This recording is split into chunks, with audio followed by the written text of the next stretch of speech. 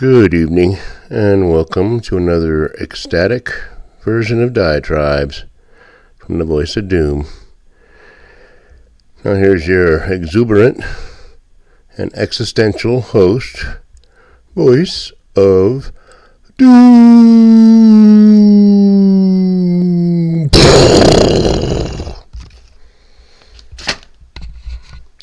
Hello. Alright. Haven't done diatribes in a while. Not that it matters. But nothing much has happened in the world in the last week or two. Yeah, okay. I could talk about that, and I will to a certain degree. But mostly this is going to be about the microcosm, because it's much more exciting than things that are happening out in Iran. All right. I don't know, this content has reached 50 subscribers and I get about 10 views, and I'm getting tired of the fact that my brilliance won't be expounded and communicated widely to the general public and overall world.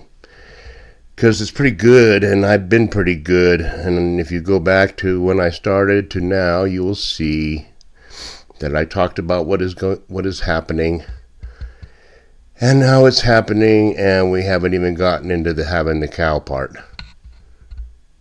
We've only gotten to the fact where people are waking up to how bad things are, and they're really, really, really, really, really, really, really bad. It's been a quiet 2 weeks. I think we're bombing Iran as we speak because it's May 28th, and I think Orangey decided to resume fighting. And there's Ebola cropping up in Africa, and it doesn't seem to be getting better. They're not getting a handle on it, and they are assuring us that it will not be a pandemic, which means it will be a pandemic.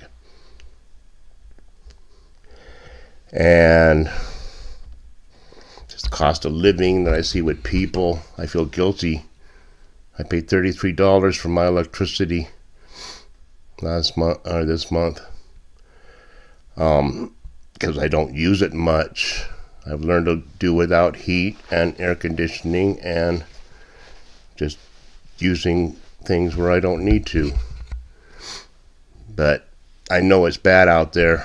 I know medical costs are bad, and I turned 65 just in time where I can start not worrying about that as much. I can pay nominal fees for many, many medical procedures. And I deserve it because I paid into the damn thing, so come on. The Dow's over 50,000. So if they took the money that I gave them for Medicare over the last 50 years and invested it in the S&P, then they would have made more than enough money to pay for my medical right now. So let's not get into generational wars right now and why us late boomers have it a little better than the rest of them.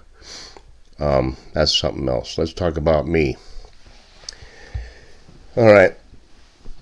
I could have lived in this house until I was too old to live here, and then have to be taken care of or go somewhere else, in which I would hope my good son Benjamin would help to alleviate any discomfort. But I could stay in this house and pay $5,000 more to get running water, which I've told you about that, and been saddled with hundreds of thousands of dollars worth of debt to stay in this house. So bottom line is I had equity in the house, and it's like this is a sign from the powers of the universe saying, get rid of your house now. And I did. And I sold it. And I got a fair amount of equity, which I used to buy an RV. with cash,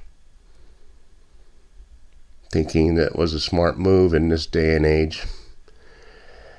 Self-sufficient, well, a lot of good reasons, but there's a lot of risk, okay? And as I'm packing up my house, as you can see, it's getting bare. I got a storage unit, and I'm packing up my stuff so I don't have to worry about throwing away stuff, because I'm a pack rat hoarder. And I can't throw away my books. I just can't do it. And I can't throw away old t-shirts that I got in 1983. And I can't throw away a lot of stuff. So I got a storage unit, and I can afford to pay for it as long as I keep working. Got a P.O. box where I will be getting whatever correspondence or clandestine packages come my way.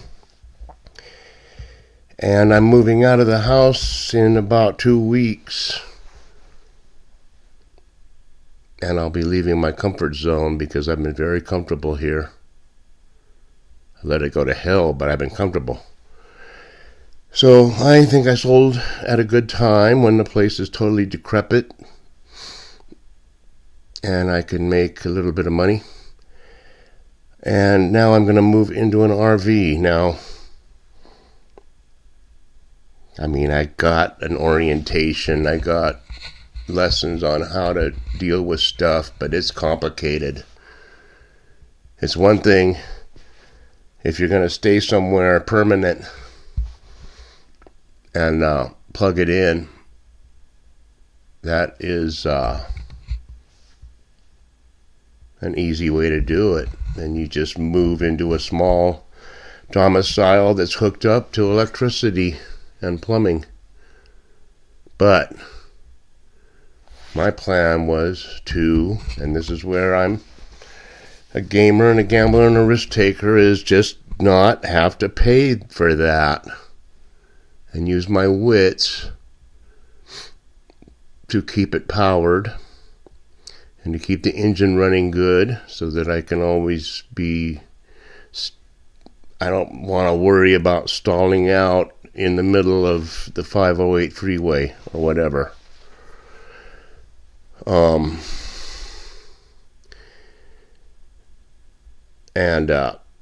Just maintaining it. I mean, you're maintaining a domicile. It's water, it's plumbing, it's take a poop, it's take a shower, it's, you know, get rid of your water and your gray water and your black water and go black water, keep on rolling. And I don't want to have much black water, so I'm probably going to drive to the pool and take a shower there and do as much of my defecating as I can outside of my place, which shouldn't be too hard until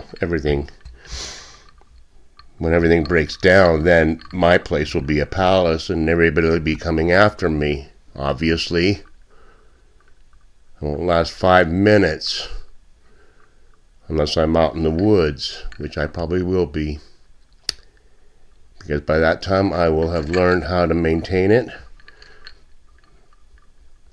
And I'm excited because I could have just sat here and watched YouTube every day in my room and paid my bills and been pressured to come up with money for everything.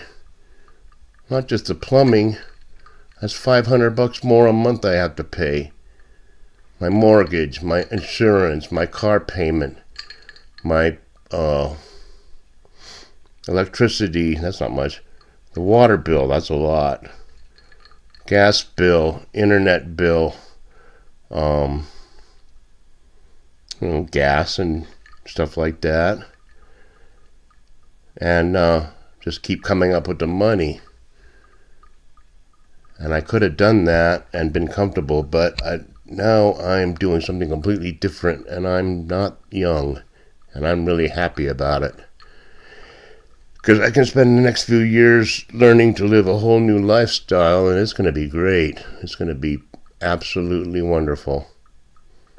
So you see, it's a little life lesson for you on how to hope that things can work out. I mean, for some stupid, strange reason, and I don't know why, it's because I embrace Buddhism and I've always tried to seek the truth, whether in my early years with Christianity or my middle years with Buddhism. You find the truth and then you use it to your advantage. It's so very simple. If everybody did it, this world would be at peace. There'd be no need for aircraft carriers wasting money on, I mean, come on. Do I have to get back to the macrocosm? Wasting money on armaments just to blow them up. To keep some sort of a system going for these people to live in their upper middle class homes because they're scientists at L'Oreal and building armaments to blow them up. It's a waste of money. It's a waste of resources.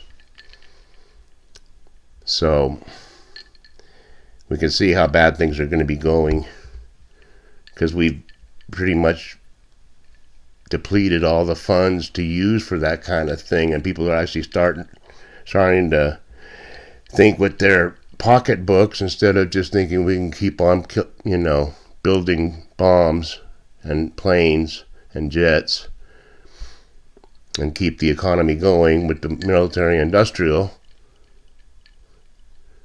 and all make money, and then the next generations will have to pay. We talk about our children and grandchildren. What about these guys now? The Xers, the Zers, and the millennials.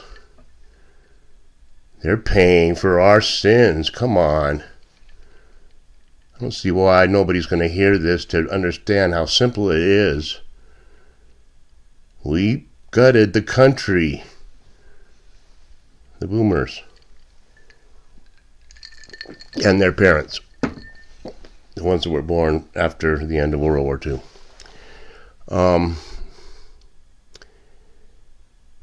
But yeah, I'm excited. And I have to learn how to live minimally. I'm thinking about what I put in there just for the weight. Because I know that I'm going to spend like $500 a month on gas if I drive it around.